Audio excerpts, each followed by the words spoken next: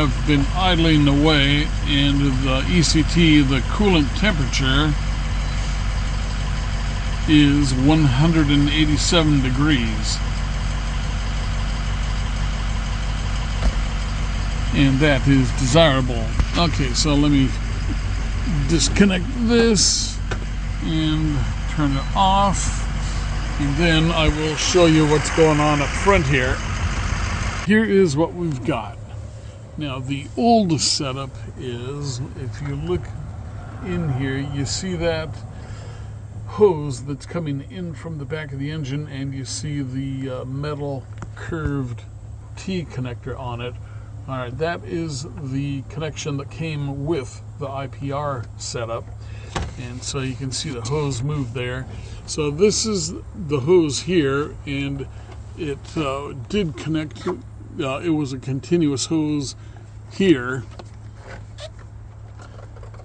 Okay, so I cut that and put a plug in it. Then I cut the hose between the radiator and the degas bottle. And then I put a T here. This is a standard barbed, 3/4 inch barbed fitting. And then for these connectors, these T fittings, I didn't like the size of the 1/4 inch fitting. I thought that it reduced down too far.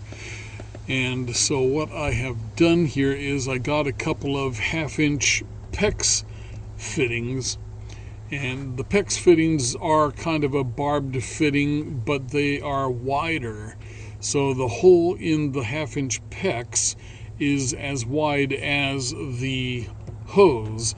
So now I have no loss in flow of coolant going through that hose. And I've got this one is going into the radiator here, and this one returns up to the degas bottle. So you see I have shut off the engine, and the coolant, I have not lost any coolant on this trip. And also this here is, this level is where apparently there's a Ford service bulletin, and you get a sticker you put here, and it puts the minimum fill level here down about 1 inch, and the minimum that's on the degas bottle is the new maximum fill. So this is where you want it for minimum, and this is where you want it for maximum. And the minimum level, we are not moving at all. But I am getting a new radiator cap. This cap here is not working quite right. So anyway, this is what I did here. I couldn't get a T fitting that would go from 3/4 to the 1/4 inch or whatever, and so I made my own here. This is a 1/2 inch, 1/2 inch, 1/2 inch T, and it's bronze, and then I've got a 1/2 by 3/4 barbed fitting here, and then these two here are 1/2 inch pipe thread, and they go to 1/2 inch PEX. And as I say, the PEX opening is the same size as the hose, so you have no loss in flow. And you can see here we have we've been running about 14 pounds. It's down to 12 now. But yeah, I like having that pressure gauge on the radiator, the cooling system. Just kind of lets you know what's going on with it. And then I also keep the Innova 5610 scanner connected so that I know what the coolant temperature is off of that instead of the idiot gauge on the dash. So that is it. And then you see here, this here's the hose that comes off of the water pump, and this is the T connection here. that goes over to the IPR filter. You see there's the IPR right there. I don't know if you can read it. It kind of gets hidden in the glare. And then, so it goes through the filter here, and this is a filter. It's a high flow filter, and you can clean it out, just hose it out with hot water, soap and water, dishwashing detergent, not a dishwashing machine with like Cascade or something will clean it out well.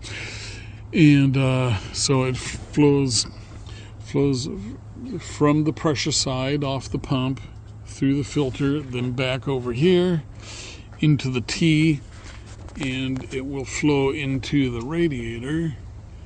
That's the downhill slope, and it will also flow to the degas bottle, which is the uphill slope. And so that is it. That is kind of the hot ticket for today. I'm pretty happy with it.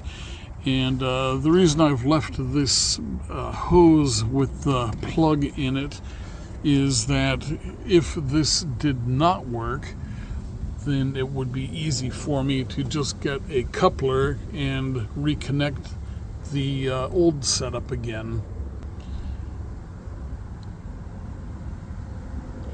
Okay, so if you have any comments, questions, let me know. And if you liked the information on this video, give it a like. Throw me a bone. All right, see you on the next video. This is the setup I've made here. You see the T in the center, and that is going from the radiator to the degas bottle and getting coolant in from the return on the coolant filter. And this is the way that IPR says to install it. You see it tees off from the main line and then returns back to the line going to the water pump. This is the Mishimoto setup, and that's more or less what I'm copying here. You see how the coolant line, this is the Sinister diesel setup, and it's the same as Mishimoto, where the coolant line goes from the filter to a T where it divides into the radiator and the degas bottle.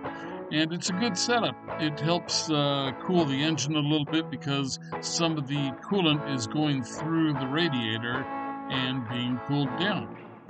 Okay, thanks for watching. I hope you enjoyed this video. Please do like, comment, leave any question, and subscribe for more content.